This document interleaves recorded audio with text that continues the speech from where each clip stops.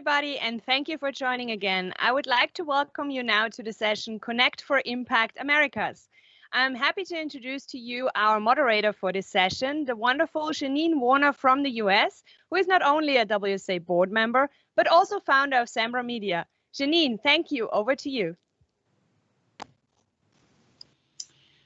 Thank you so much, Manuela. I have enjoyed so many wonderful WSA events over the last several years. I wish I was there to give you all a big real hug, but I'll start with a virtual one.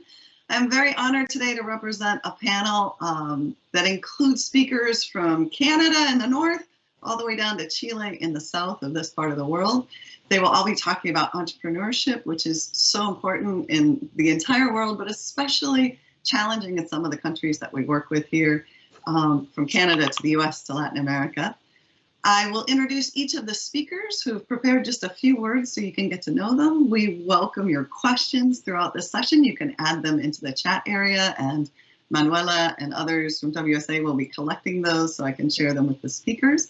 But other than to say that I am the co-founder of SembraMedia with a partner in Argentina, I'm based in the US. We work with entrepreneurs who produce Spanish language media, social entrepreneurs who are trying to bring new voices to this region of the world. And I'm really honored to be able to share the stage with a great group of people. I'm going to present them in the order that they're listed in the agenda. So we'll start with Carlos Pereira. He's the CEO of Livox, and he joins us from Brazil to share an impact story about how his company is using artificial intelligence to give voice to people with disabilities, thanks to their alternative communications app. Welcome, and thank you for joining us. Hello, everyone. First and foremost, I would like to thank the opportunity for being here, talking in the WSA. I had the opportunity to be there in 2015, and it was an amazing experience. Well, my name is Carlos Pereira. I'm the CEO of Livox, and my company started in 13 years ago when my daughter Clara was born. When she was born, due to a medical mistake, she got cerebral palsy. So she can't walk and she can't speak. So since from the moment I found out about my daughter's situation, empowering people with disabilities became a passion for me. And out of this passion, I created a solution called Livox that enables people like my daughter to communicate. It's a quite unique software. And it was the first one in Portuguese as well. And I remember back in 2015, we were mainly in Brazil. And I applied for the WSA in Abu Dhabi. And I was selected to be there. And it was very interesting because I wasn't expecting to be one of the winners, but we've been selected as one of the winners.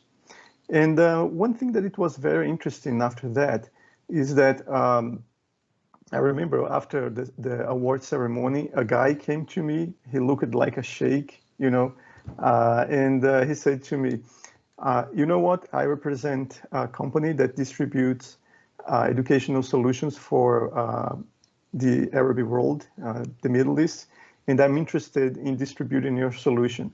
Would you be interested? And I said, yes. He shook my hand and he said, okay, the deal is done. You shook my hand. Now give me your passport, you're going to Saudi Arabia. So I've been to Saudi Arabia a couple of times, and they helped us to translate our software into Arabic. And thanks to the exposure that we had in WSA, during the WSA, I remember that we were only in Brazil and at that time, but now we are present in 10 countries. And this partnership that we got through WSA helped us to put Livox in Saudi Arabia, Bahrain, Qatar, and also Sudan and Egypt. So these countries, I don't speak a single word in Arabic. So these countries I would never be able to go to without the help of WSA. And also this was just the beginning of our international, work. And now we are present, as I said to you guys, in 10 countries. And our software grown so much. We got an investment from Google. We started to work with the MIT. We also got an award from the Inter-American Development Bank. That's where I met Carlos Adler, who is here with us, and I had the opportunity to go to 3M. So when I look back, it's very interesting because I remember how all this started, and that's why I have a lot of affection for the WSA, because it helped me to put my company front and center in so many opportunities. So yeah, basically this is it. Now we work with many different countries. We deploy our solutions to schools. And as of right now, I live here in the United States, but we have our company in Brazil and also in many different locations, providing solutions for people with disabilities so they can be able to speak and also to receive proper education. And we did an amazing job, especially during the pandemic now, where kids with disabilities were suffering so much because they were not able to go to school. But through our solution, they were able to receive proper education in many different places. So basically, this is it. I would like to thank the opportunity. I wish that I could be with you guys, but maybe in another opportunity. Thank you. Thank you so much. That was a lovely introduction, and we'll come back to you with more questions after we meet our other panelists. Up next is Karla Ruiz Cofino. She is also a WSA alumni and a serial entrepreneur. She's the co-founder of Milk and Cookies in Guatemala, an award-winning digital agency that helps people and companies navigate, contribute, and participate in our increasingly borderless and digital world. Karla, welcome. Hello, Janine. Thank you very much for inviting me to this very interesting panel. To tell you a little bit about me, I've been in this industry, the technological industry, for 20 years now. For those that maybe don't know, the internet, the first time you had a website being uploaded, it was 25 years ago. And 20 years ago, I started being very interested. I don't know if you remember this platform that was called Blogger. And I remember being so excited about the idea of being able to put my ideas, the things that inspire me, pictures, just to have a connection with anybody in the world without paying anything. And it was so easy. I remember Blogger, you had to do 3 steps. You didn't need to be a programmer or anything like that. And there you were on the internet. That was 25 years ago. So I started working with big brands and big organizations doing marketing and digital advertising. But then 17 years ago, we had Facebook. Those numbers seem so big, but it was 17 years ago already. And I remember the first time I was on Facebook, I was like, oh, this is amazing. And I can tag people and I can connect to real people. And the power of persuasion that we could have, that was just unbelievable. So I remember the first 2-3 years working with brands using social media platforms. The power that we had over people, that was just unbelievable.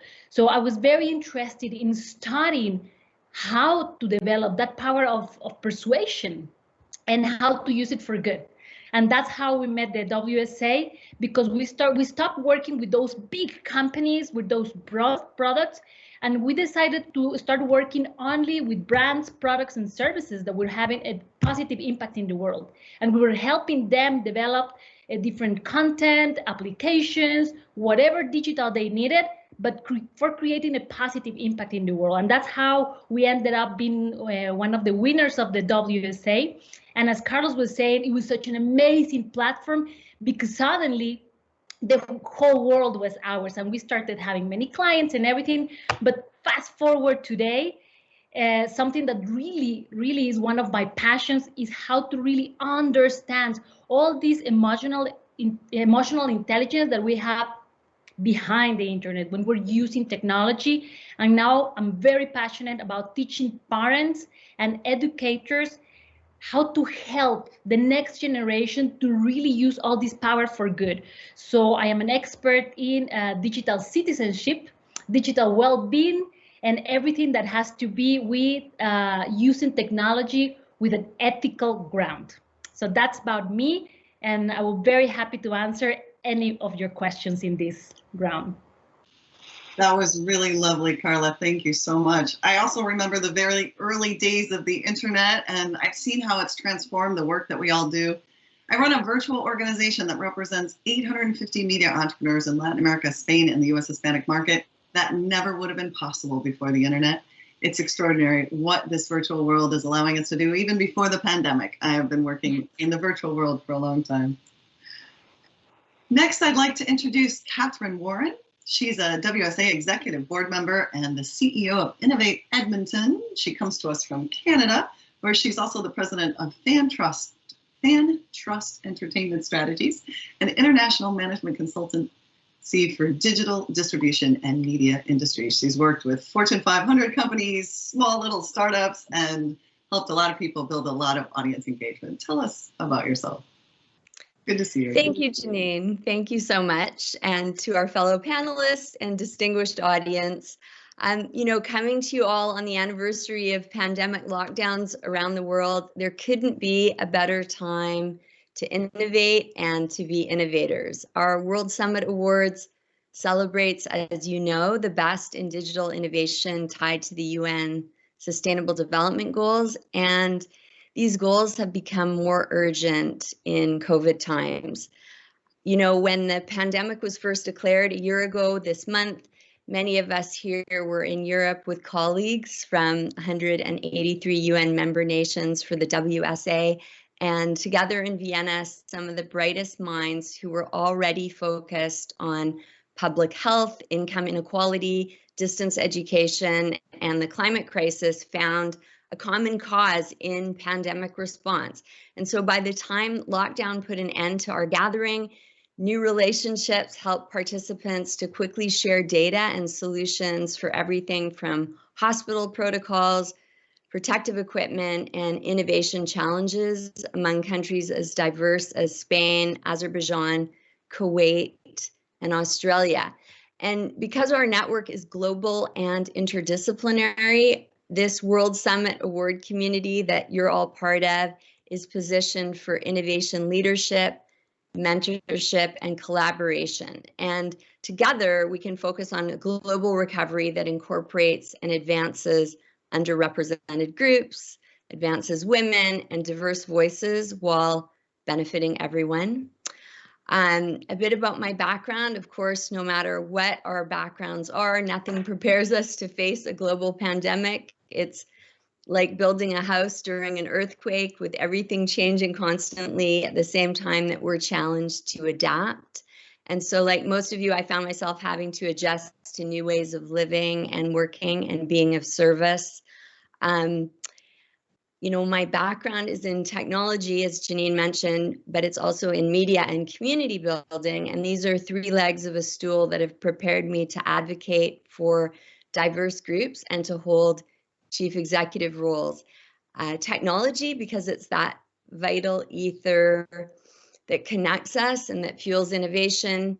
Media, because it has the power to spread truth and to spark imagination, and community building, because we're social creatures and depend on each other for support.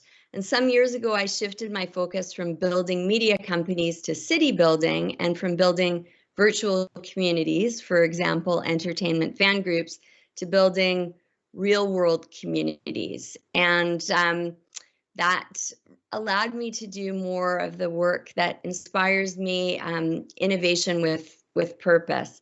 And most recently, I've taken the helm as CEO of Innovate Edmonton, focused on cultivating the business and spirit of innovation in North America's northernmost large city, and positioning Edmonton innovations on a global stage. And lastly, I would say I'm particularly excited by urgent innovations that tackle great global problems, including public health, the climate emergency, and economic inequality. Again, innovations with purpose. And I think what brings us all together today, where diverse and eclectic people and groups are poised to make a vital impact. Thank you. Thank you, Catherine. That was really lovely. And I like the way you summed up our shared purpose of using technology and real world science to help people live and work better together. From Canada, we go all the way down to Chile, where Kamal Dadlani is joining us. She's a WSA award winner in science and education. I had the extraordinary pleasure of watching her do a phenomenal pitch for the WSA and win her category. She is the CEO and co-founder of Lab4U, which is an application being used by schools all over the world to transform mobile devices like your simple little cell phone into scientific instruments that are democratizing science by giving everyone the opportunity to have a lab in their pockets. Kamal, tell us how your extraordinary business has evolved, the kids you're working with, the teachers you support, what else you have going on. Always a pleasure to see you, my dear. Likewise, Janine. So happy to be in this wonderful panel, speaking to all of you and being part of the WSA community. That was an important point in our work and in our startup. So very happy to reconnect with all of you. So as Janine was saying in the introduction, our work and our mission is to democratize science education. And we were already coming with so many challenges pre-pandemic. So we were already seeing inequalities pre-pandemic when it comes to education, science education, STEM education, which is science, technology, engineering, and mathematics. And now, during the pandemic, we've seen how those gaps have increased and how that inequality is so visible and so palpable, and it's so relevant for us to discuss and work towards it. Janine, if you allow me, I would love to share with you, some of the work that we're doing, some of the data that we've seen around the pandemic, and just to give a perspective on the work and the challenges we have to solve, the world's biggest challenges, whether it's, SDG goals or education. If you allow me to, I'll just share briefly with you and the audience here, what we're doing at Lab4U and what we are seeing when it comes to this pandemic in science education. So I'm sure that everybody has in their schooling, they saw how they're and this was a challenge pre-pandemic where we were seeing low enrollment and motivation in STEM careers. But now with this pandemic, we see how 1.5 billion students have been affected with school closures during COVID-19 pandemic. And the problems in science education have been worsened with homestaying, remote schooling. We're not saying homeschooling here, we're saying homestaying, remote schooling, right? Science equipment was always expensive, but now it's expensive and inaccessible, right? Teachers continue to need more help, and students are not engaging. They're hardly entering into their Zoom classes, right? So we ask ourselves, is it really homeschooling, or is it homestaying remote schooling, or is it really proper online learning? Or is it actually emergency remote teaching? So we're here with a challenge where students around the world are learning either through television and just taking notes from one screen and putting it to the notebook screen, or some that are frustrated with their intensive Zoom calls, some that are even falling asleep in their online classes, right? So we ask ourselves the question, how can we really democratize science education, and how can we really reduce the inequalities that we see in education? So at Lab4U, to tackle in one way this problem, because it is a multi-factor problem, what we're doing is we're leveraging built-in smartphone technology. The smartphones and camera. Smartphones have several built-in sensors like the camera, the microphone, the accelerometer. And what we're doing is we're transforming these devices into complete science labs. Pre-pandemic, we would see how students around the world would experiment with their devices inside the classroom, right? Experimenting using the sensors as measuring tools, etc. But now, during the pandemic, we've seen how at home they're experimenting, right? And we see examples in Mexico. Teachers are connecting and sharing with their students, or in California. So we're seeing really students engaging in science education. We believe that talent is universal, but opportunities are not. Today, we are present in Latin America and the US. We've got users around the world because we believe that the next Einstein or Marie Curie can be anywhere in the world. And that's why we want to give everyone this opportunity to have a lab in their pockets. And that's in summary what we do. And I'm happy to answer all the questions here. Thank you, Janine, and the fellow panelists here. Thank you, Kamal. That was fantastic. And I can see how your amazing app is even more important than ever as students are having to do science experiments in their bedrooms, in their kitchens. I loved all those photos of students learning at home in Mexico and the US, and I know people are using you all over the world. That's just fantastic. Thank you, Kamal. Next up is Sebastian Vidal. Before I introduce him, just a reminder to everybody watching this, you can add your questions into the chat area and we'll answer them and open this up for more of a discussion after each of our panelists. Sebastian Vidal is the Executive Director of Parallel 18, an international startup program based in Puerto Rico that supports and invests in 80 global companies each year with the goal of having an economic and social impact on the island.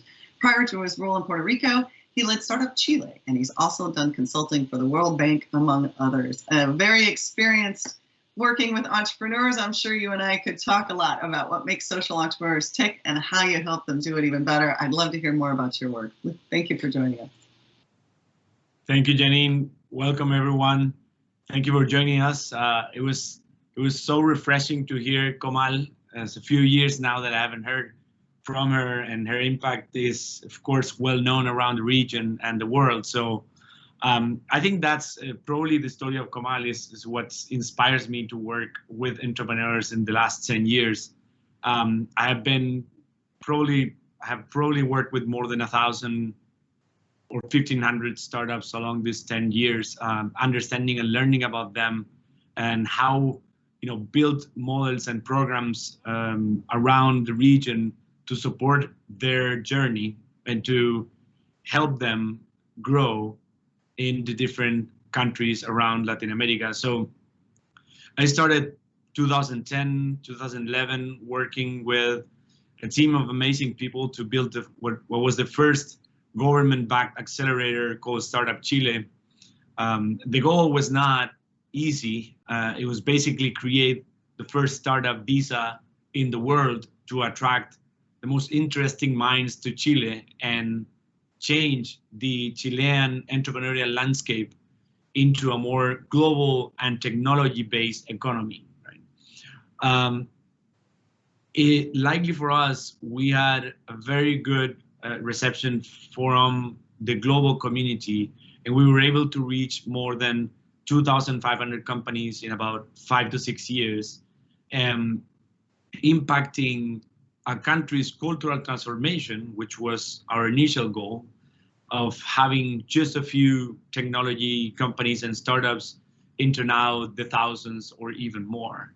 So while I was working on that journey with beautiful team members and colleagues and entrepreneurs like Komal, I realized that there was another challenge. There was many other countries that they needed to design and deploy entrepreneurship policies and programs in their countries, understanding their needs and trying to accelerate the path into a more innovative entrepreneurial ecosystem, like other more advanced innovation poles like Silicon Valley or Berlin or Tel Aviv and others.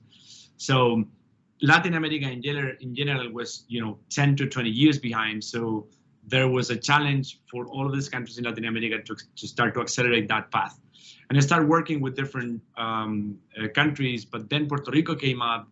They were experiencing one of the most hardest financial crisis in 2015, and they said, we don't have any alternatives, so we need to invest more in innovative startups, and I think you are the guy that can make it happen.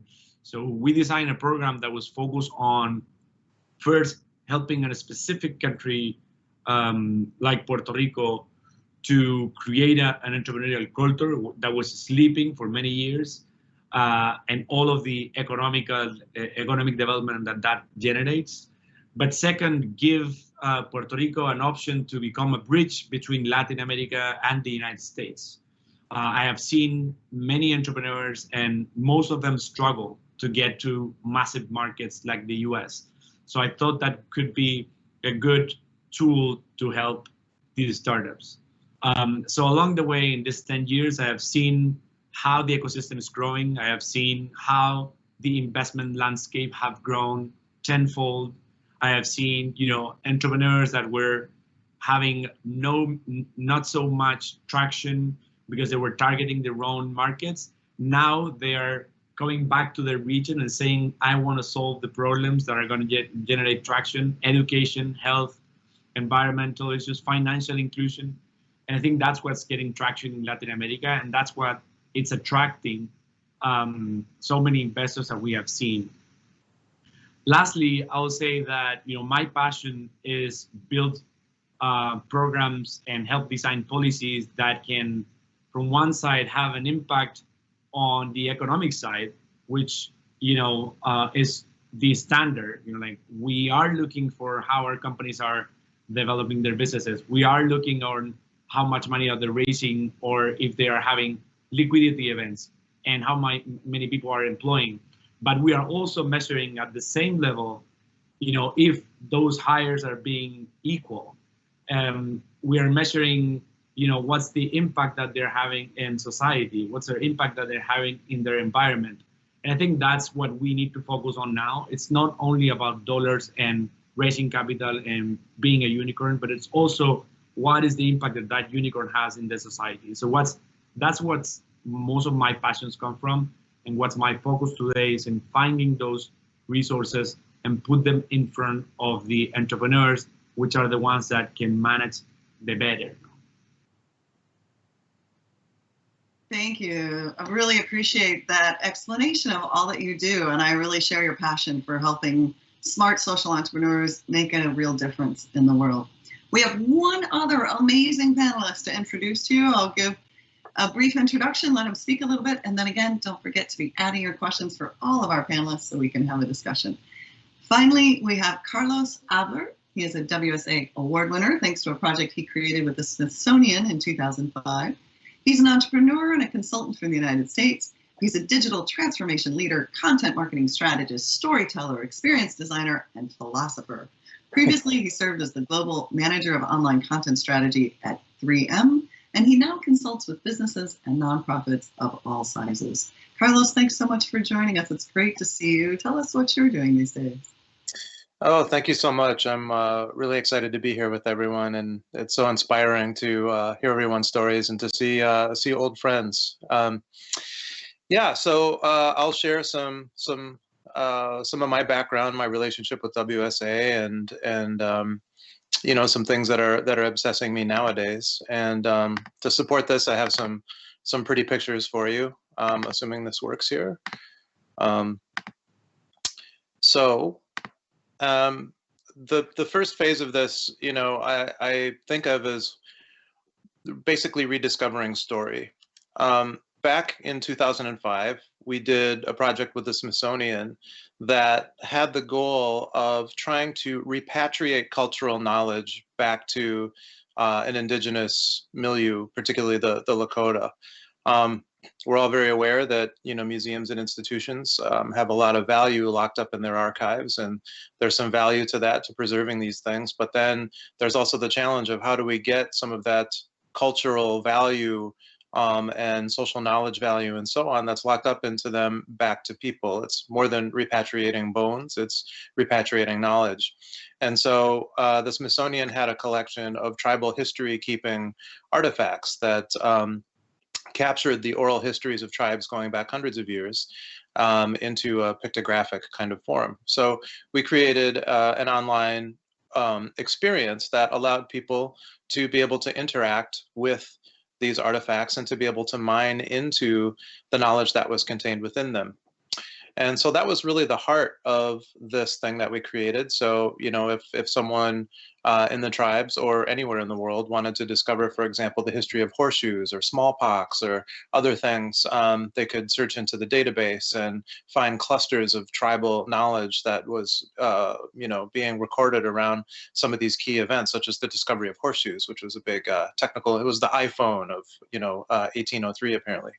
Anyway, so we created this project, and we included documentaries about the history of the Lakota, their origins, as well as other major issues going on, with tribal and, colonizing relations and the history of that. So we tried to also capture the history of the entirety of the relationships between these indigenous communities and other invading communities and migrating communities. And additionally, we interviewed and had about 9 hours of interviews with descendants of Lakota historians, and had dioramas about their lives, all sorts of things. So it was a really very meaningful project to be able to do something like this, and it won an award in 2005. And that's how I got to know about the WSA. And that was pretty life-changing for me because it really opened my eyes to the internet as a piece of global human infrastructure that, you know, we could use to help empower people and build a more civil and amazing society. From there, winning the award was pivotal because it really just helped my career quite a bit. Started getting similar kinds of projects with people like the History Channel, and here we got into, you know, getting into the history of Jamestown, Virginia, and talking about the relationships between the indigenous people there, the first African Americans to come into North America, eventually evolve into North American slavery, the relationships between the indigenous and the English, stuff like that. So this kind of storytelling, you know, around meaningful stories about our culture, about our heritage, about our relations were really key to how I got to know the WSA and how I moved forward in my career. And there's still a lingering big question obsessing me around all this, which is how do we recover shared narratives that actually penetrate to our existential levels and get us beyond a sort of consumerist media that empties the world of meaning and is just sold to us in purchasable portions, and yet can support fragmented societies to become part of a shared discussion of a diverse yet united identity, and that provide context for ethical competency and the potential to share a vision for a world that we actually want, an ethical worldview, so that we can achieve a modern indigeneity, where in essence we become once again a people of a place. And so this is kind of how I think about story and national identities and narratives and these kinds of things and how important they are. Next, there's the issue of shared value. I moved on to 3M. At one point became leader of content marketing strategy in a digital transformation role. 3M is a $32 billion company with 25 businesses across the world. And what I was trying to do there, in a way that I brought WSA type sensibilities into that organization, was that, you know, we know that in the content we create, where a lot of our content programs, our marketing, our customer relations are not very successful. That's industry wide. And one of the reasons that is because we're not creating enough relevance. The content isn't delivering value. And within the world of the WSA and social entrepreneurship, they have the value frameworks that really understand the ways to deliver value to people and be really helpful. So in the program that I created at 3M, which was to help accelerate basically digital marketing and sales competency, I was trying to infuse this kind of sensibility into the organization. And there's a lot of opportunities there. As Carlos mentioned earlier, we crossed paths not only at WSA, but then later at 3M, where there was an initiative we were doing with the Inter-American Development Bank to build better relationships with the startup communities and that sort of thing, targeting ultimately the governments as the clients. And so being in this large global organization helped open my eyes to the potential of large companies to actually engage social impact innovation ecosystem. And so the question that obsesses me about this is, how can we harness the vast resources of these businesses who spend billions and billions of dollars a year on customer relations to create additional value in ways that merge social impact value frameworks into their work, and potentially more rapidly scale social impact initiatives, many of which are frankly too small to ever get the kind of attention from venture investment, even when profitable. This is a big issue with small healthcare innovations, and in a manner that's sustainable and non-extractive. And then lastly, I'm on the board of directors now of Give Minnesota, and we have a platform that is a marketplace for nonprofits to be able to do their fundraising. And we created one of the biggest giving days in the world. We just had one a few months ago, and we actually raised $32 million in a single day, all from small donations and that kind of thing on our platform, which is pretty amazing given that is $6 million over last year's record, and that's during a pandemic. So seeing the power of giving raises my final question that I'll share with you, which is that how do we better harness massively underserved individual to mid-sized philanthropy and investment in a more coordinated model, because very often these don't have shared goals. A lot of these don't have development goals that unite them across these entities so that we can accelerate sustainable and scaled non-extractive community-controlled infrastructure and services. I think there's this big opportunity to return infrastructure and services to community control in a way that leverages private capital in ways that are non-extractive and that help reduce the redundancy between nonprofit organizations, smaller organizations, and at the same time harness smaller nonprofit organizations so that ideally we could build a 2050 system by 2030. So that's the thing that's currently obsessing me, is around that topic. And that's my introduction to me and what I'm thinking about. Wow, thank you so much for that. And so impressive to see what you managed with that fundraising campaign. It makes me think a lot of the media that we're working with are moving to audience-supported models, whether that's membership or subscriptions, especially the membership programs that I've been really interested in, the entrepreneurs asking for direct support from community members, often very small donations that make a huge difference in their budgets. Are you familiar with the Membership Puzzle Project or some of the efforts to develop these kinds of nonprofit and even for-profit supported membership programs? No, but I'm excited to learn about it. Yeah, I highly recommend you, if you just Google Membership Puzzle Project, it's a very unusual name, you'll find their whole guide to membership. It's designed for media startups specifically. Catherine, you might also find it interesting, but even Kamal, you might find something in that guide that's useful to you. They're great allies of us at SembraMedia, and we share a lot of what they do with the media that we work with that are trying to diversify revenue. We also find that those micro donations from individuals really help strengthen the independence of media and other nonprofits. If you're too dependent on one big grant funder or one big donor or one kind of business model, you're much more vulnerable during the pandemic or any other crisis you might go through. So having lots of micro donations can really help any entrepreneur through difficult times. Very impressive what you've done. And I'm actually in the northern Chicago area, so a wave to you there in Minnesota, where I have friends and family as well. We're taking questions from the audience. I want to open this up now. Anybody else who's out there and wants to share, you can see this wonderful panel in front of us. I've got a couple of questions that I've collected, and I encourage you to submit more as we speak. The first question we have on the table here is for Kamal. Comes to us from Dorothy Gordon, who would like to know if you have any data on the different impact of the pandemic on girls, specifically in the context of remote schooling and how it relates to STEM. And not just in terms of being pulled into housework, as we know a lot of women have been brought into childcare and young women have had to contribute to that. But is there a difference in how we need to motivate young women, especially when they're learning STEM, when they're working from home with all these distractions? Kamal, what have you seen this last year as you've been teaching them science and working with educators to help them do so? Yeah, Janine and Dorothy, thank you so much for that important question. We've seen the differences even before pandemic, and now during the pandemic, we don't have the hard data, which is like through randomized controlled trials or anything, but we can share some experiences and some insights of what we've seen.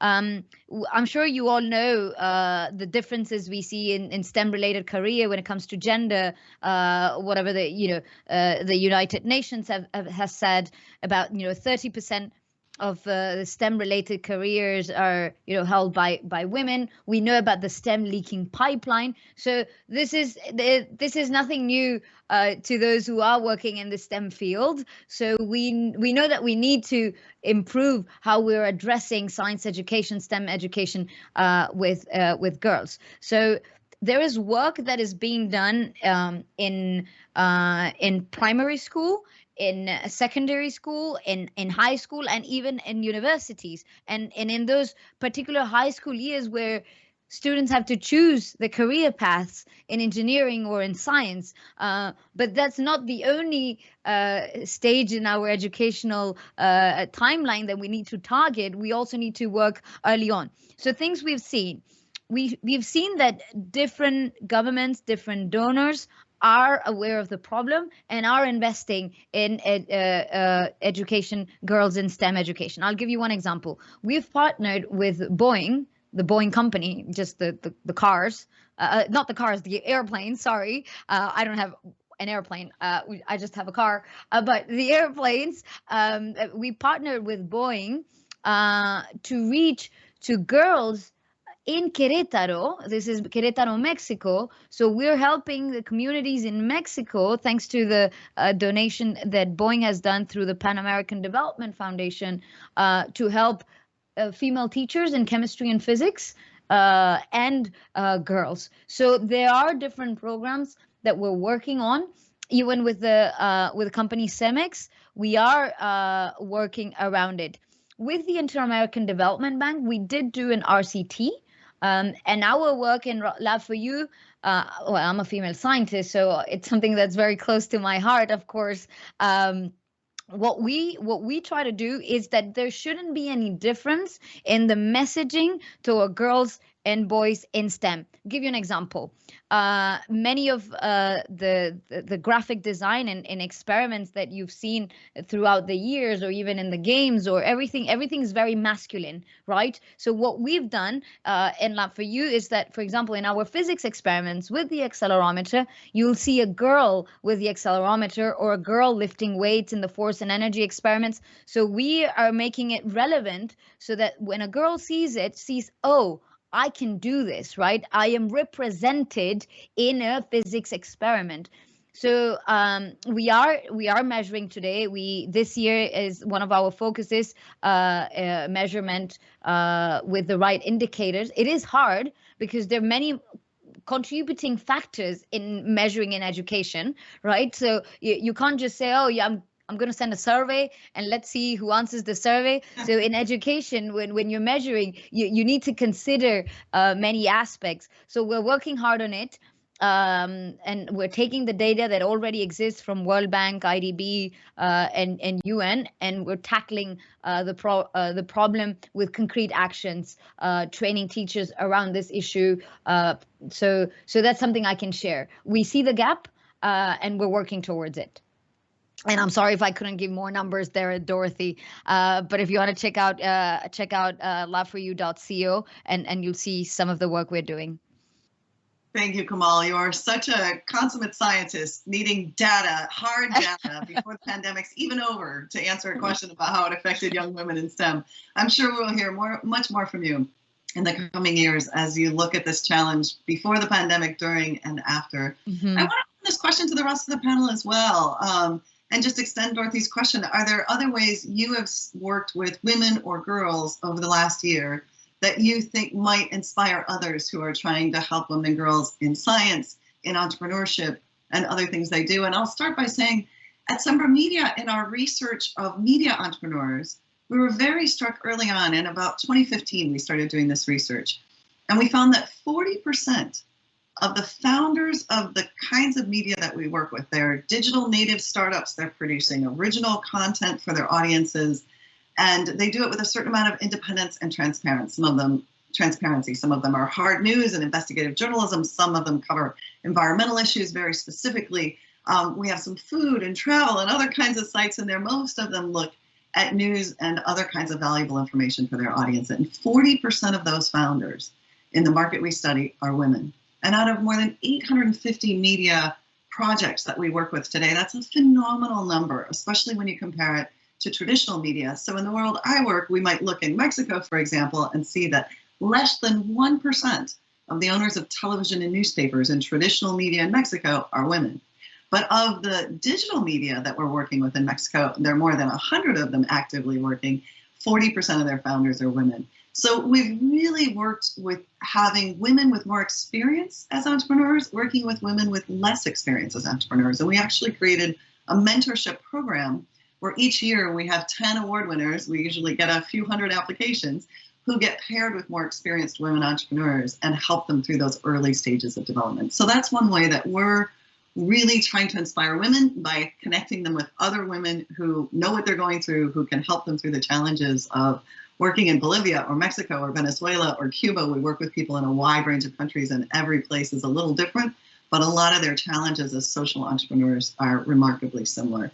Anybody else? Catherine, you want to jump in here with something? If you just... Yeah, absolutely. I like to imagine a post-pandemic recovery that puts women front and center. For example, we have more women on corporate boards, leading to higher returns on equity, higher returns on sales, and returns on invested capital. I imagine companies with more women on boards, because they tend to give higher priority to environmental and social issues, which is not really the icing on the cake, it's the cake itself. Nice. I also think we need to create a virtuous circle of inclusion and environmentalism through this good governance. It's a total no-brainer. So, you know, when we think about a post-pandemic recovery, we look for things that benefit not just women, but women and men. So, for example, low-cost childcare, flex time, balancing work and family, distance education, which Kamal has tackled so beautifully, and you know, as Dorothy mentioned, we really want to capitalize on important data and make sure that this data is counted, this data of exclusion as well as inclusion. You know, and then finally, I would just like to circle back as someone who did also study physics as an undergraduate. As the saying goes, you can be what you can see. So if society, governments, and corporations identify and promote and feature women as visible role models, we'll be ahead of the game. As a teenager, when I was embarking on my own degree in physics, I had no female professors at all on the faculty for the entire 4 years of my undergraduate education, which is a real lost opportunity. Today, as a CEO, I know I can help inspire women and men who aspire to leadership. And now is really our time to make equitable policies, to become shareholder activists, to value women's work, to demand fairness and representation, and to change this pandemic recovery into what we call in Canada, the she-covery. That's fabulous. I love that. Thank you so much. And Karla, I saw that you also wanted to contribute to this, and then Carlos can go after that. You know, here in Guatemala, I'm part of the Vital Voices Network, Plan Internacional. I founded the Community of Women Entrepreneurs. So I've seen many programs for empowering women and entrepreneurship, STEM and everything. You name it, we've seen it. But what I've seen that is the most empowering thing, especially for young women and girls, is to have role models, to have real women that are doing real things, and to have them on social media because they're living their life through TikTok, Instagram, Facebook, and sometimes you have these amazing women, so inspiring, but maybe they don't have the time. They know that there's more important to be doing something else. But sometimes I think, and this will be a call for the women outside that are watching this, that if they can invest a little bit of their time to share their experience, to share their path, to really act as a role model for other women. And something very important is that we need to understand this role as a mentor, that it can be different things, because sometimes there's a lot of people calling on you like, I would like you to be my mentor, and maybe you don't have the time to be mentoring so many people, but you can be many things. You can be a mentor that can like overlook like more holistically and guide some people, but you can also be like a coach. Sometimes I said, you know, I'm not really good on finance and everything, so I cannot really help you with the whole strategic planning, but I'm very good at communication, so I can coach you on that part. That will take less time on my part. And the third one is to be a sponsor. Sometimes I say, okay, for this trimester, I'm going to be working with this group of women. I cannot take any more like for mentoring or coaching, but I can learn about you. I can know who you are, what are your needs, and I can be contacting you and be like a sponsor and ambassador of the things that you're doing. So I think like if every woman that has the opportunity to be out there, to have more exposure and more, I love something that Kamal said, that she said, you know, education it's something that, okay, it's out there for everybody, but not everybody can reach it really. So it's not everybody really has this opportunity. So the woman that really has those opportunities, we have to share them somehow. So that will be being a role model and being an example, something more tangible and locally for people that they can say, okay, yes, because in the United States you have Oprah or Ellen DeGeneres, but it's too far. We need role models locally. Thank you, Janine. Thank you. I think that was really well said. And I know Carlos also wanted to chime in on this, and then we have another question from the audience. Go ahead. Sounds great, and I love what Karla was just saying about role models. In fact, that's where I'll start. So, you know, I was at 3M for 10 years. I just left a little bit ago, but we invested and gave tremendously, you know, to STEM education globally, and you know, with an increasing emphasis on women and so on. And one of the things that I'm really inspired by what they're doing right now, and I think is interesting and instructive, is the way that they are having women celebrate each other on social media right now. To build on Carlos' point, here's a great case. They're having women internally go out on social media and talk about the other women in the organization that have mentored them and supported them and inspired them. And of course, within 3M, there are literally thousands and thousands of engineers and many, many, many women. And so it's really great to see this kind of creating heroes on social media happening. And so companies like this, whether it's 3M or GE or all these folks, a lot of people are trying to get into the women in STEM thing right now because they're understanding that it's of critical importance, and it's very good from a social impact perspective to focus on that. So I think you'll find a lot of partnership and opportunity in aligning with organizations that have that as a part of their outreach. And they will invest significantly at 3M. Like we did a program with our public broadcasting here where we created an online tool that curated the best science content on the internet and tailored it for middle school kids. And there was a big gap in addressing middle school age kids for that sort of thing. So you'll find a lot of investment opportunity as well that you can merge with these things. And lastly, getting the word out about this. One of the things that we started doing at 3M was creating the State of Science Index. And across 11 countries, we interview over 1,000 people per country or 13 countries to identify what current attitudes towards science are. And we've seen in the United States in particularly, there's been a bit of a crisis around fake news and truth and what evidence is. So when I was in the brand organization over at 3M, what I was really encouraging our editorial to do was to emphasize what evidence is in the content that they do and to try to make a hero out of evidence. And I think we need to kind of do some real mass propaganda nowadays around what good evidence is so that we can raise general public competency so they can be better critical thinkers and navigate their way through the propaganda and nonsense that's being flooded at them all day. And women have a tremendous opportunity to be leaders in this area. Thank you so much for that addition. I really appreciate that. We have another question from Carolyn Rossi, and this one's for Sebastian. I'm guessing the two of you might know each other from Startup Chile, among other things you have in common. She brings up the question, the pandemic accelerated the digital process worldwide. How are public policies related to entrepreneurship and innovation responding to this new normal? And what changes should we see in the next 5 years to cut the red tape? Yes, big hello to Caro Rossi, a good friend of mine, just a colleague from, those years. I would like to quickly made a comment on your previous question, Janine, and it's a quick example that we did use case.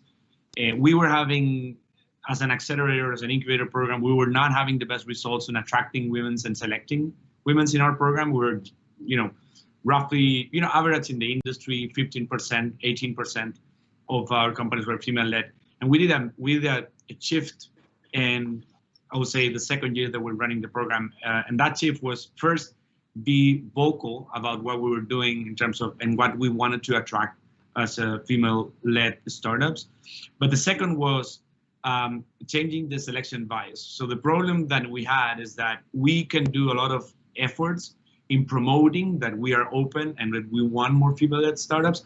But if we are not changing who is selecting those startups, then we are having the same problem. So what we did is like having a more balanced and equal selection committee, global judges, like those things, I think can improve a lot the access to opportunities. And it's super simple for any entrepreneur that is looking and hearing to check it out. If you're applying to an accelerator, just ask them, hey, how balanced is your selection criteria? how balanced the selection committee or judges. That's important. At least in my opinion. To get to answer Carolina, I think the pandemic helped. Overall, it helped greatly to the technology and innovation ecosystem all over the world. Now, we all know what happened with the digital world. It exploded in many ways, in consumption and the way that we use it, for good or for bad. There's some things that I believe that they're going to stick, are some things that I personally want to go back to the what was before. Education is one aspect. It's like I cannot see my kid of 5 years old in front of a computer every single day, and I think that's something that probably will evolve in a different way. But there's so many other things that have happened, and I think the first and most important one, Caro, is that we decentralize the opportunities in a very, very quick way, right? So what are the things that the entrepreneurs and startups typically need? Capital, experts, access to experts or mentors, access to talent, and access to clients, right? So if you look at it in a broader perspective, access to talent, for example, now you can access talent most of the parts of the world now because people cannot move, and I cannot make a decision of moving to some place that has more talent. The second is access to expert. Now, any experts is way more available to give time to any entrepreneur that is starting out, no?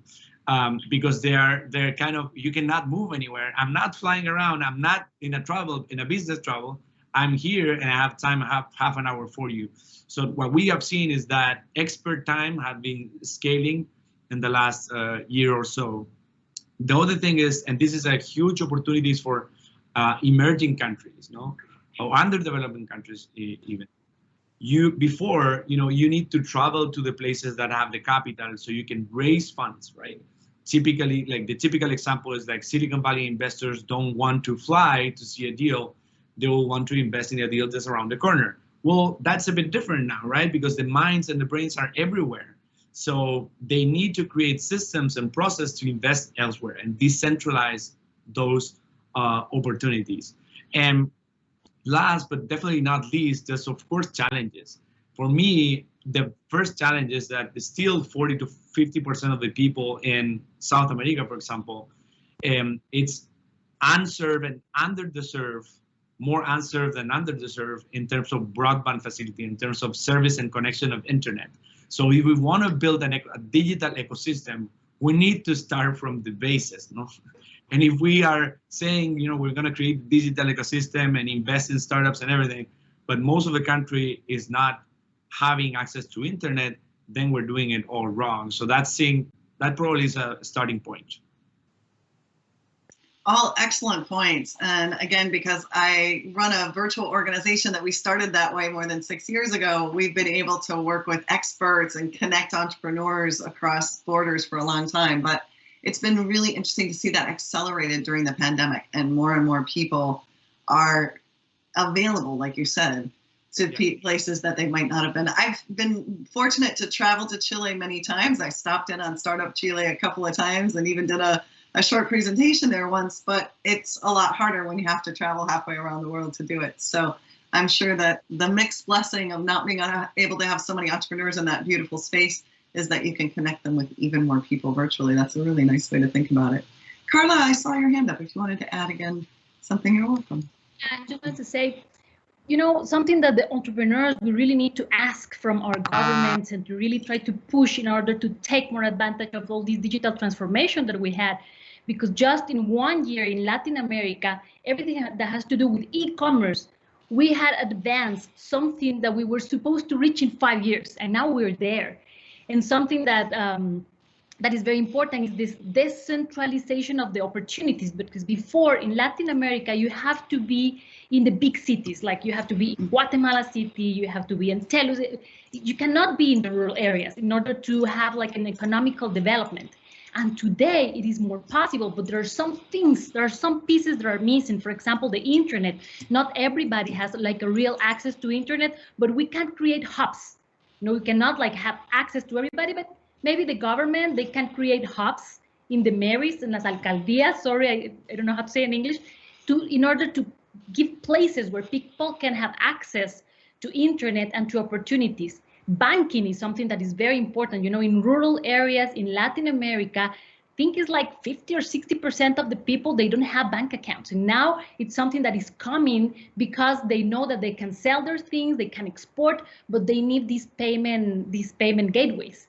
So there's something there that we need the government also to help, and all the banking industry to help people in rural areas. I think for all of us in the cities, in the big cities and the big hubs, the pandemic, and especially if we are working in the digital industry, is something that was very positive, and we have a lot of very success cases, and it's been very nice. But if we can, as an entrepreneurs, if we can help the people in the rural areas and push, you know, everything that has to do with transportation and logistics of people that are selling, because finally they understand that they can sell things, they can promote things, they can communicate, they have internet, they can sell it, but how they're going to deliver. So that's been a challenge that we're still facing, and that maybe governments, they can help somehow to solve this.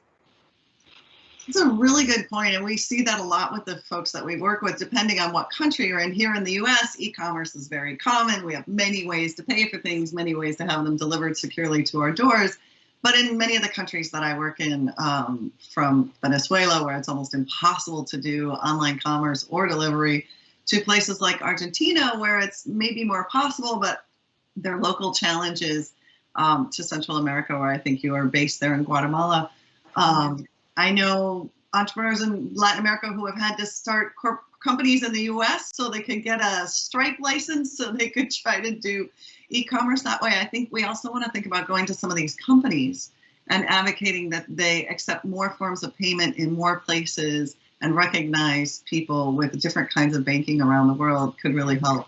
Kamal, I see you nodding your head. I'm sure you've had challenges doing e-commerce all over. Yes, and to join what Seba said, and I'm so happy that he's here, because he's the one who actually saw Lab4U from the early days, like when we didn't even have users. It was just a PowerPoint.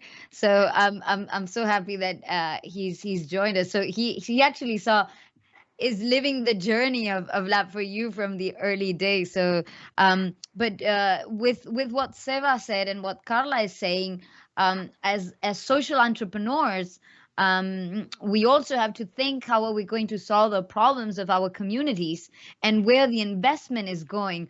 Because we see all these VCs and, you know, investors putting a lot of money in financial technology, which is understandable because of the return of investments that they clearly see. But we also need to see more investment in other areas, you know, health tech, ed tech, agri-tech. So it's not only fintech, right? We need to think of all the other areas. And as Sebastian was saying, like, number one is access, you know, to connectivity, even in education. We say, you know, in these pillars, our first pillar is the accessibility, then the engagement with the student and the teacher, and number three would be the impact in pedagogy. So we always have to start with, you know, the access. And because Latin America is a mobile first economy, families buy first mobile devices as opposed to computers. We have an opportunity to be a leader in mobile technologies, in mobile banking, mobile health tech, because families have more access to mobile devices than computers, right? So that's like just a comment that I wanted to add, connecting Seba's point and Karla's point.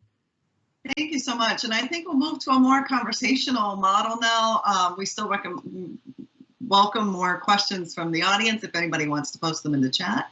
But I know you're all anxious to ask each other questions too. So Catherine, I think you had a question you wanted to pose. Why don't you join us with what you're interested in? I have a question for Carlos A. How do you get large corporations to value social innovation to the same degree or a greater degree as tech innovation? Well, there's a couple of approaches. One of them is more oblique and subtle and manipulative than the other. That's honest. Yeah, so there's two areas to think about it, and one of them, or there's many, but there's two that come to mind. One of them is this is a bit more subtle, which is that, as I mentioned in my setup, a lot of the money that corporations invest in customer relationships, whether it's framed as marketing or sales enablement or brand or whatever it is, year over year, it usually hovers at about 70% failure to underperformance for those programs, according, for example, to Content Marketing Institute and others, very consistent. That's not great. We're talking billions and billions, if not trillions. I don't know how much money that amounts to, but it's a lot. Okay, this is about 70% of the marketing budget, easily of all business. So, and because of the internet, there's been a lot of talk about, well, we all need to become publishers now because content is king, and people are using the internet to get answers to their own questions. They don't need to talk to your business and all this sort of thing. So we need to get good and achieve excellence at publishing, which is only partly true. It's true that we need to do that because content is the format and distribution model of it is similar to publishing.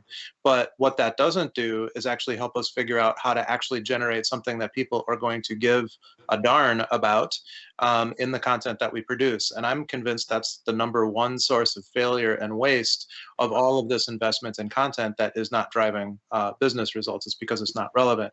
That is not a publishing problem. That is an innovation problem.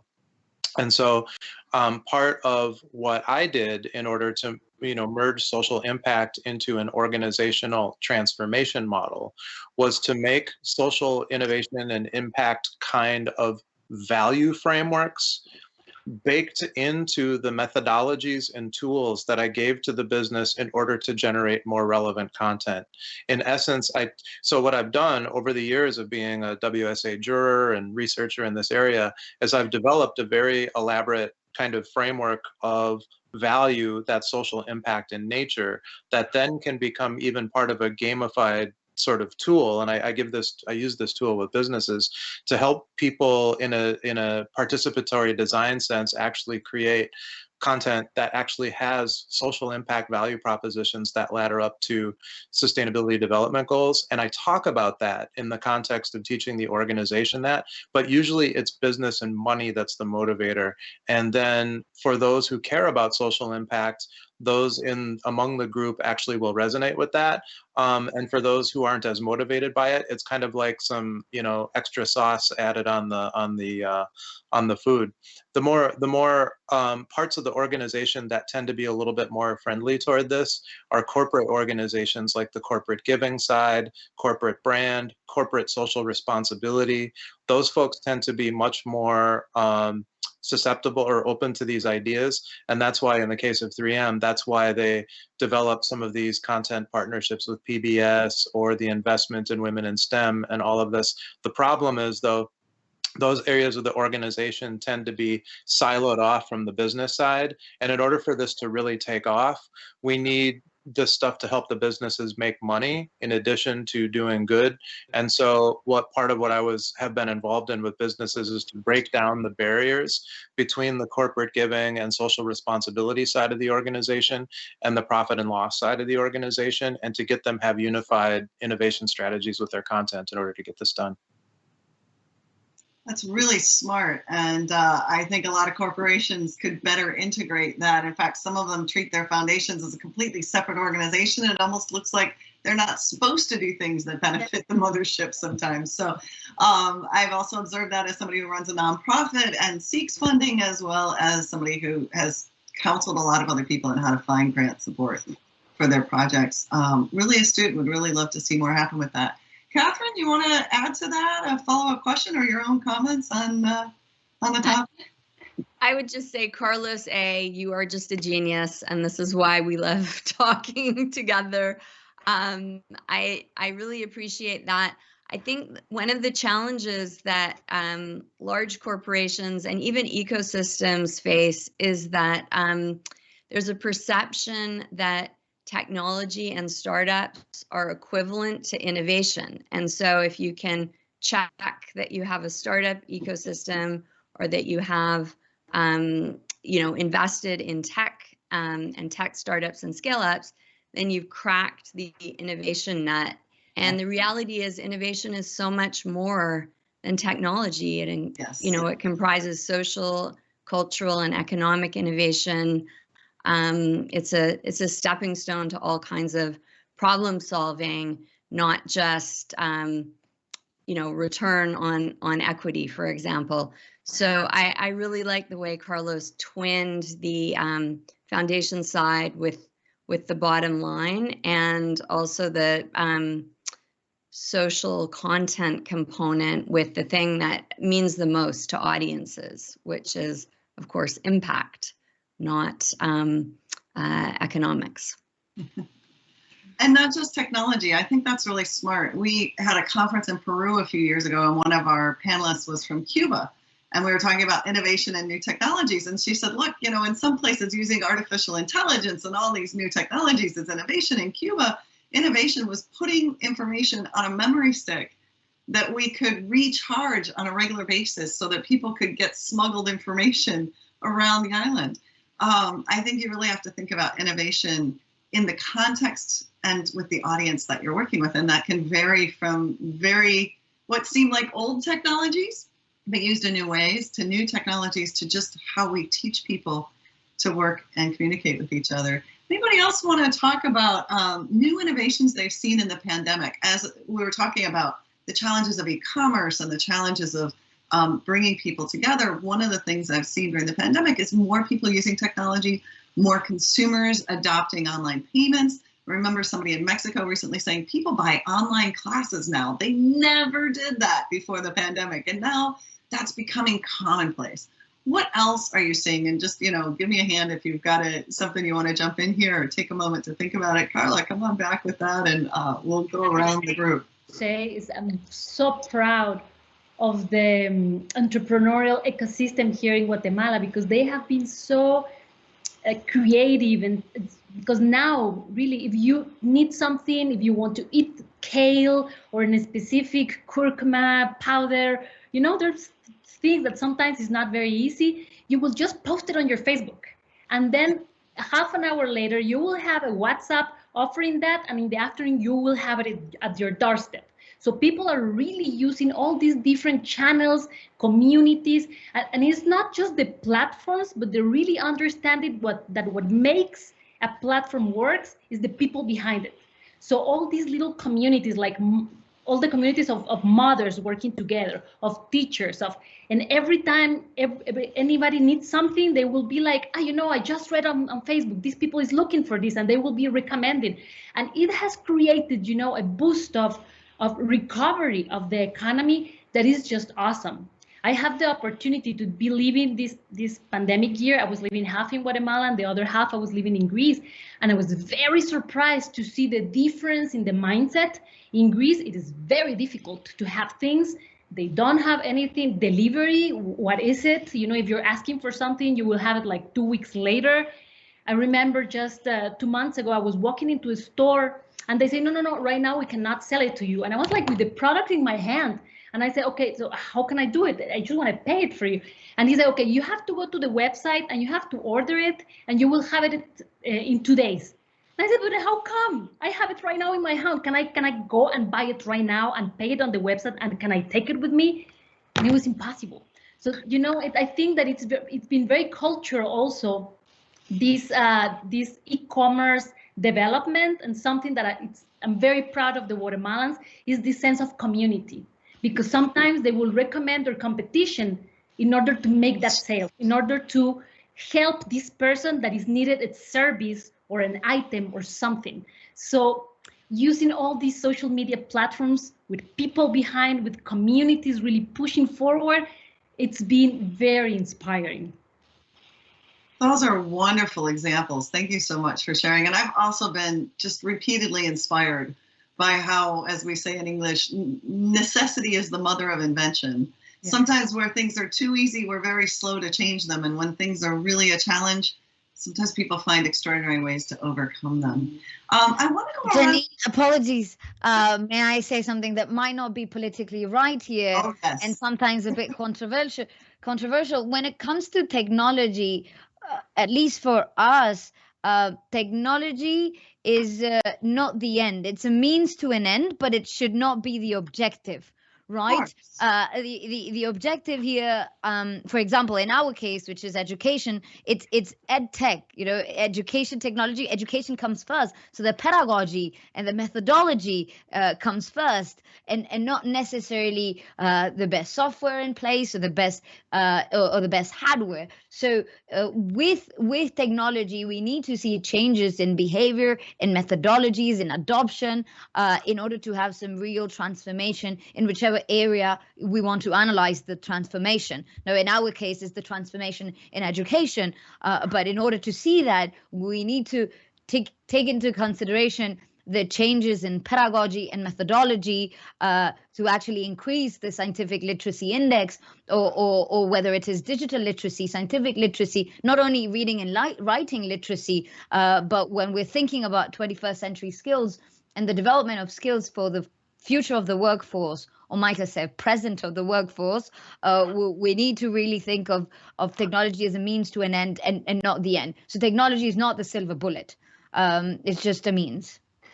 I completely agree, and you can say anything you want that gets us talking at this point. There are no rules in WSA. We can be a little provocative with each other. I want to give everybody a chance to respond to the question about innovation during the pandemic, innovation in the part of the world you work in, or ways you've seen to inspire other entrepreneurs. So Sebastian, and then Catherine, and then Carlos, and we'll come back to you, Karla. Let's make sure everybody has a chance to say a few words. We have about 12 minutes left of our time together. Sebastian. Just to add on to Komal's comment, and I would say that, innovation, startups are innovating as much as, government officials that decided to tackle on a specific problem, or non-for-profits that decided to launch a program to solve specific problems. I think the common factor here is, one, it has to be a problem, and underdeveloped countries we have a lot. And the second, you have the right mindset to tackle that problem, right? If that is startup, well, great. If that's a government, great. If that's an organization, great. It's not, I wouldn't say one is better than the other. I would say that if you have the right mindset and you want to tackle an important and deep problem, then you are innovating from the get-go. Thank you, Sebastian. I think that's really well said. Catherine, you want to add something here? Well, just to say that, I think innovation happens at the crossroads or the intersections, or when you bring strange bedfellows together. And, pre-pandemic, society was quite siloed, and I think the pandemic forced conversations that were more interdisciplinary, more like what you have on a great university campus. People were able to rub shoulders virtually that wouldn't normally convene to solve problems. And I really hope that we can take that interdisciplinary thinking and practice forward. It will serve us well as societies. That's really well said. And one of the things I love about World Summit Awards, and I know some of the award winners in the audience today may be thinking, now, what exactly is World Summit Awards and how does this work? And really, I think it helps us find what I like to call unlikely allies, people you might not have otherwise met, who can really take you to a new place, like take your educational tool to the Middle East when you don't even speak Arabic. Those are the kinds of success stories I've seen over and over thanks to World Summit Awards. Carlos, if you want to add something, and then Karla, will come back to you. Sure. Yeah. So I'll dovetail off of the points that have been made about collaboration and strange bedfellows. And so there's two things that I keep running into over and over and over again around matters of trying to get significant impact to get liftoff. And earlier, just a moment ago, there were comments about, if it's a nonprofit, if it's government, if it's whoever, right? And we really need to find the space in the middle to help these entities coordinate and align better. So that's one thing. But the other is there's this massively underserved middle everywhere that I look, whether it's healthcare startups that have an idea that would be very successful in the market, but they can't get venture attention because they're too small in terms of the kind of return they're going to make to get the attention of some of the larger investors, or whether it's like a friend of mine who has these food campuses that if they were dropped and scaled throughout the country, not only would food deserts end, but local employment would accelerate at an incredible rate, and poor communities would keep more of their dollars in the communities to end the trade imbalances of buying food from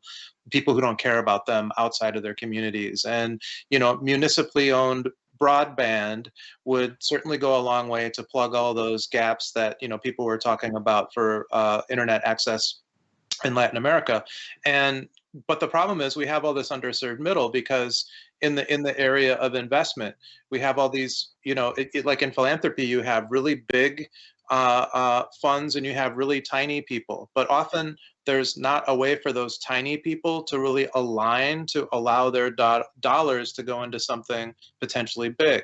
Why can't we replicate what we did with Give to the Max Day in Minnesota, where we raised $32 million?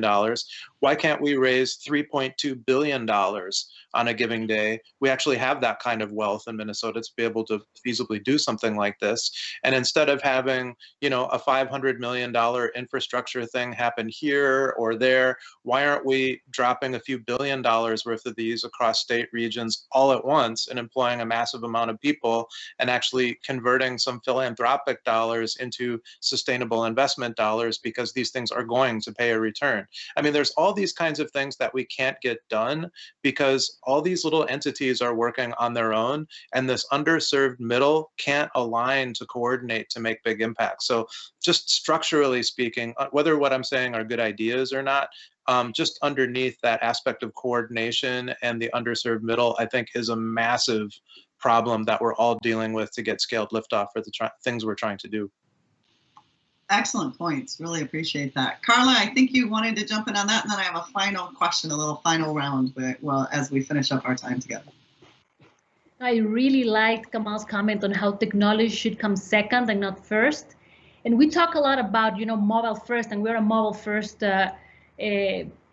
generation, but it should be people first. And in order to understand how can we be people first in a digital era, we really need to understand when we talk about digital intelligence. And in digital intelligence, you have three phases. And the first one is digital citizenship, where you have concepts that you cannot just learn. It's not just that you're going to read a book and then you're going to learn, but it's like a muscle that you need to practice, like critical thinking. You need to practice that every single week. There are exercises, there are things that you need to question. The digital empathy. You need to know what is an empathy map canvas, or how to moderate an empathy circle. Those are skills that we need to practice. And those are the fundamentals that goes before using technology. The second one is creating content. It's not even knowing how to use the platforms and the real technology. It's knowing how to tell a story, how to motivate people, how to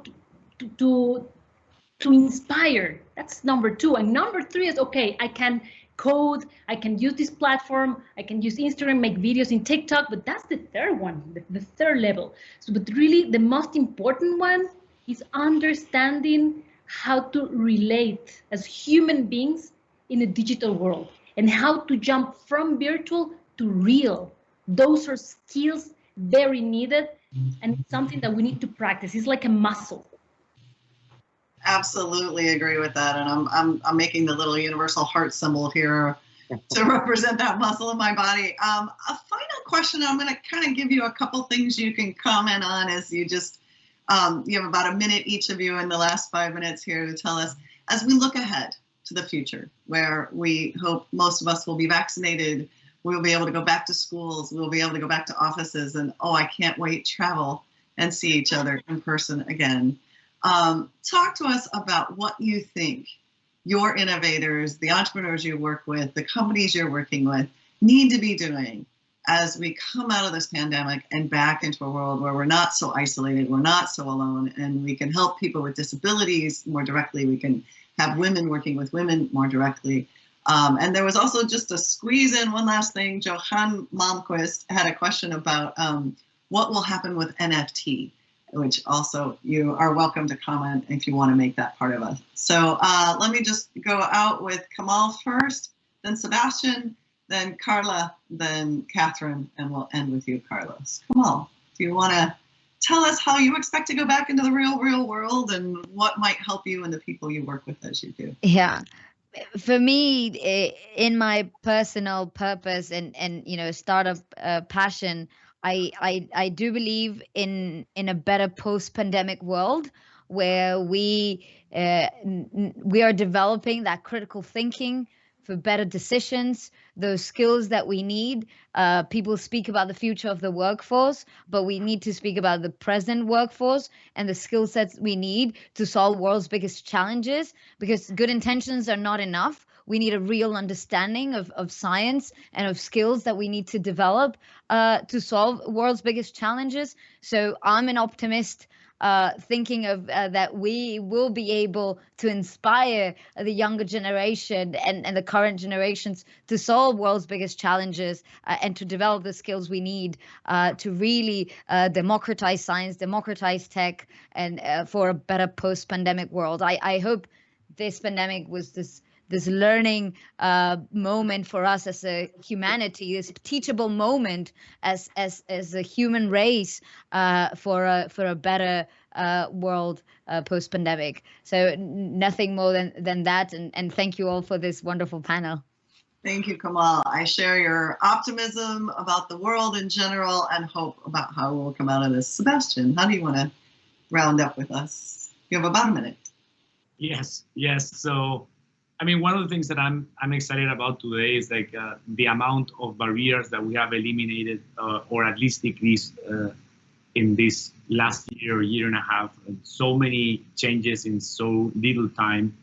But what I think is going to be something that I'm going to see in the solutions and the startups and companies that I work with is that those barriers, because they are being decreased or eliminated, we're going to see a much more collaborative region towards one, building solutions, but the other one, tackling problems and also approaching markets that are bigger and can have bigger impacts at the end of the day. So that is something that I'm excited to see, is how are we going to work as a village. And we, because at the end of the day, we are a very disaggregated markets. So I would like to see that, how that's going to evolve, how we're going to see new faces from different extreme parts of the world, just building new solutions that have, can tackle big problems and with innovative solutions at the end of the day. Thank you so much. Catherine, how do you want to leave us thinking? And as Nora said, no rules. Provocative is always welcome here. That's great. Something coming from Nora, who I feel has all the rules in her kit bag. So thank you. Well, first and foremost, I think cities and companies to some extent, but cities in particular, will want to, create some welcoming spaces to bring people back to downtown cores, to create some vibrancy, and really foster serendipity and make space for spontaneity. I think a lot of us have felt really programmed throughout the pandemic, like we're locked into our computers and our Zooms and these very tiny home-based schedules, and taking advantage of what the urban landscape can offer, and kind of allowing us to rub shoulders again will be just such a joy, but also really important for how we walk through the world again. Secondly, I would say we've learned so much from this short year of COVID, or this eternity, depending on how you want to look at it. But we were able, as a society and international community, to just change on a dime. And I hope that all of that transformation can now go into tackling other great global problems like the climate emergency and income inequality. Thanks, Catherine. That's really awesome. So we'll end now with Karla and then Carlos. And I think I would like to go back to the individual, because I think the greatest gift of this pandemic was to rediscover who we are and how to take care of ourselves. And having the time, even that it was difficult for some people economically, a lot of people lost their jobs, they have to go back to live. Some people in very difficult situations, there were a lot of women living in very abusive relations. So it was a whole thing, but at the end of the day, we all had to live with ourselves, to really have the time and to quarantine with ourselves. And I think there was a big advancement in everything that has to do with mental health, because maybe sometimes there were a lot of people that thought that has nothing to do with you. You know, that there's something that happens to somebody else, and how to take care of ourselves, to our body. What are we eating? Where is this food coming from? And sometimes, what is our role as consumers? You know, we're talking about all this plastic and the ocean is polluted, but it's very far, the ocean, and it's not my plastic, you know. But now we know, and we had the time to start in understanding recycling and maybe having the time to change the wrapping plastic for something else. So I think if we continue working as an individuals and trying to heal ourselves and to be our best version, eating well, doing exercise, meditating, trying to understand who we are, then we will help the world, because we really need like this collective effort. We need to do huge things in order to heal the world. But if we start healing ourselves and really understanding who we are and how we can be the best version of ourselves, just with that, we're really helping the world. That's really beautiful, and I also really share that. Carlos, how do you top that? I don't. I just build on it once again on you know, Karla's excellent ideas and thoughts. It's because I feel the same. I mean, and building on everyone else. I mean, they've all been saying things that are very much in my DNA and my heart and my spirit as well. You know, I'd say that, you know, as I'm creeping back out into the world and encountering other people, you know, behind our masks, you know, it's amazing how this distance in many ways has brought us closer together. That, of course, through how, you know, we've gotten better at, you know, some of the digital competencies and the ways that this communication technology helps us build relations with people far away and close or wherever. But, you know, the sense that we're surviving something together, because that first time you go to a coffee shop, or when you go to the grocery store, or go to a outdoor restaurant again or something, and everyone looks at each other with a kind of an intimacy of, are we surviving this? Did, you know, might I die because I'm here with you? You know, like there's a way that this is really bringing a kind of a consciousness to the world that, you know, when we're in this sort of consumerist mode, we take our lives for granted all the time. We sit and we watch television shows we don't care about. We eat food we don't care about that doesn't nourish us, because we act as if our bodies are these disposable commodities that we can just waste, and as if time is infinite. All the time we do this. And these kinds of things help shock us back into a kind of reality. So back to what I was saying about the whole notion of a shared language and that type of thing, and shared stories. One of the things that I'm very concerned about, and why I love the sustainability development goals and things like this as a theme that help us speak a common language about something, ask common questions, be in the same discussion.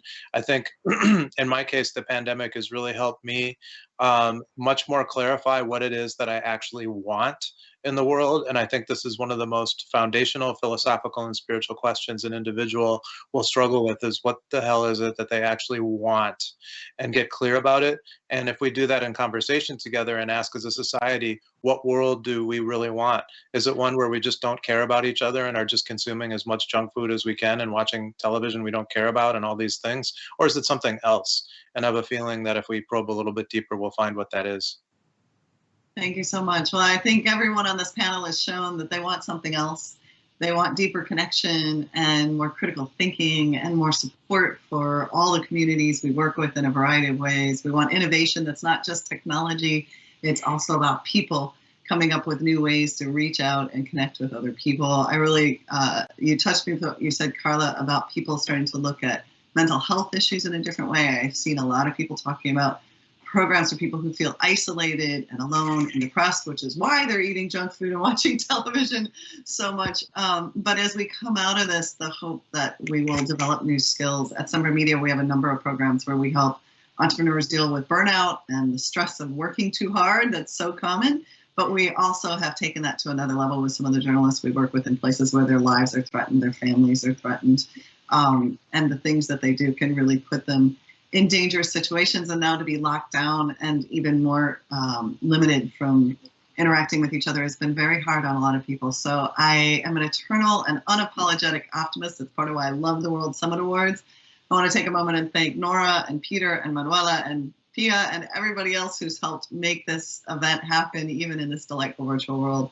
I want to thank this amazing panel, Carlos, Karla, Catherine, Kamal, and Sebastian, for your time with us today. And thank you all for all the amazing things you're doing in the world.